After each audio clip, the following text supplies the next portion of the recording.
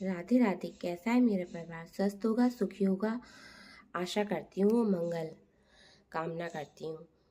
चलिए, अब हम आ गए हैं अपने घर और वीडियो हमारी स्टार्ट हो चुकी हैं। अब हम आपको दिखाते हैं अपने घर का मंदिर। ये है हमारी राधा रानी लाड़ू। राधे राधे। ये है हमारी लड्डू गोपाल, लाडले घर के सदस्य। राधे राधे। राधे राधे। ये हमारे घर का मंदिर है। चलिए, अब हम कथा स्टार्ट करते हैं।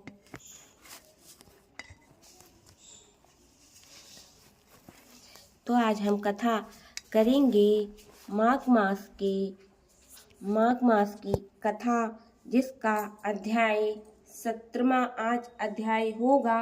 और शुरू करते हैं गणेश जी महाराज का नाम लेते हुए। बोलिए गणेश जी महाराज की जय, गौरी नंदन गणेश की जय, शंकर सुमन गणेश जी की जय। राधे राधे।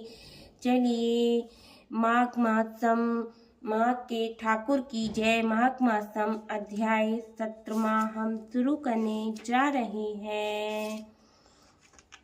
आज 17वां अध्याय पढ़ा जाएगा। चलिए, थोड़ा सा मुझे जुकाम हो गया है, इसलिए आपको आवाज़ मेरी थोड़ी ठीक नहीं लगे तो उसको आप ध्यान मत दीजिएगा और कहानी पे अपनी ध्यान दीजिएगा। चलिए, आज 17वां अध्याय हम शुरू करने जा रहे हैं। जय राधे राधे। माँ के ठाकुर की जय। भगवान दत्तोदेव जी ने सहस्त्रबाहु से कहा कि अप्सरा कंचन मालिनी अपना संपूर्ण वृत्तांत सुनने के बाद उस राक्षस से पूछने लगी, हे राक्षस, अब तुम अपनी दुर्दशा का कारण बताओ। स्पष्ट रूप से कहो कि किस महापाप के कारण तुम इस राक्षस योनि को प्राप्त हुए हो। राक्षस बोले, हे देवी, आपने पूर्व जन्म में काशी में वेद पाठी ब्राह्मण तथा पवित्र काशी में उत्तम ब्राह्मण कुल में मेरा जन्म हुआ था। हे पवित्र कुल तो उत्पन्न शास्त्रज्ञ तथा धर्मज्ञ तथा, किंतु मैंने दुराचारी और हिंसक राजुओं, शूद्रों, चंडालों तथा पापियों से अनेकों बार दान ग्रहण किया। इतना ही नहीं, मैंने पवित्र काशी नगरी में अनेकों पाप भी किए। मैंने स्वयं कुपात्रों से दान लिया, परंतु स्वयं कोई धर्म का कार्य नहीं किया। इसी कारण मृत्यु के पश्चात मुझे घोर नरकों की प्राप्ति हुई। मैंने पवित्र धाम काशी में पापी जीवन बिताया था, अतः मैं अनंत काल तक नरकों में यातनाएं भोगता रहा।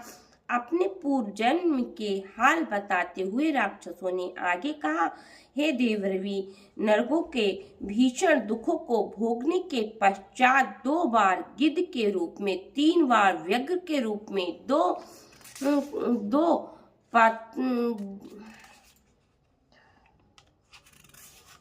दो बार सर्प के रूप में, 1 बार उल्क के रूप में तथा 9वीं बार शूकुर योनि के रूप में भी मेरा जन्म हो चुका है। अब 10वीं बार मुझे ये राक्षस योनि प्राप्त हुई है।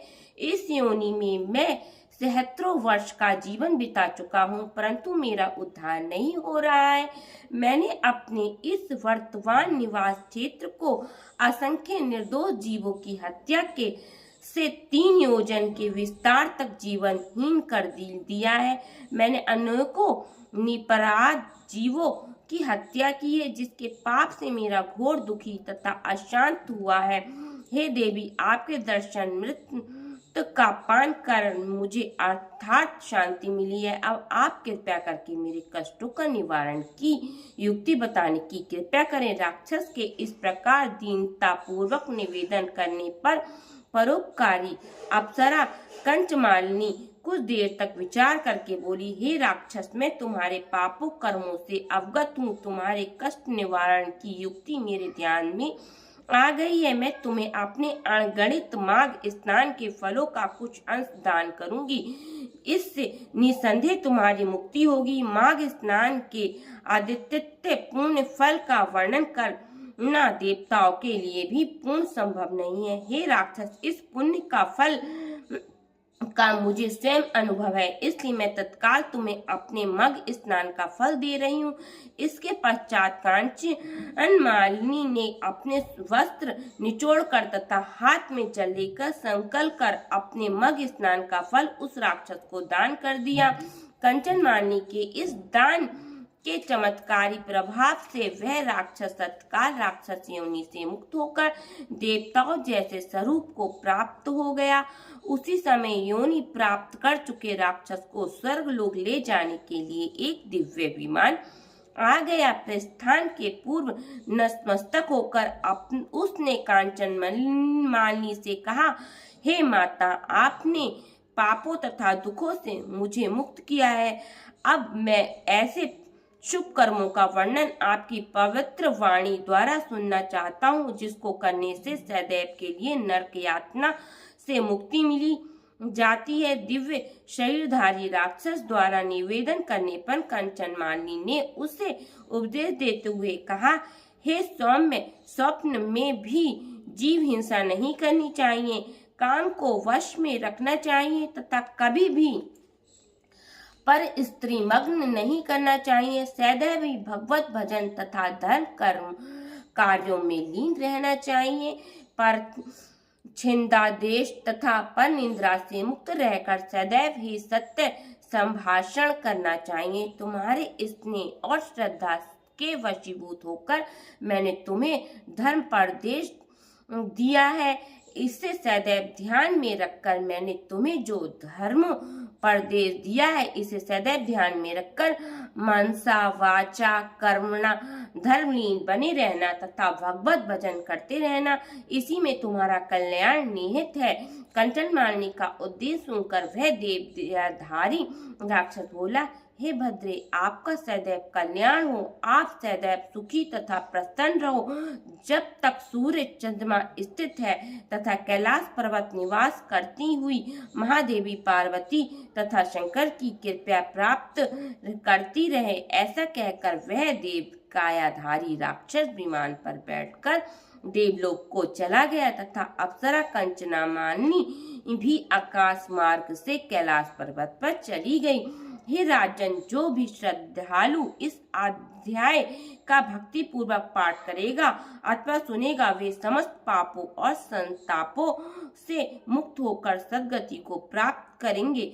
उसको स्वप्न में भी कोई दुख नहीं होगा और प्रेत बाधा से मुक्ति होकर जीवन भर धर्मलीन बने रहेंगे।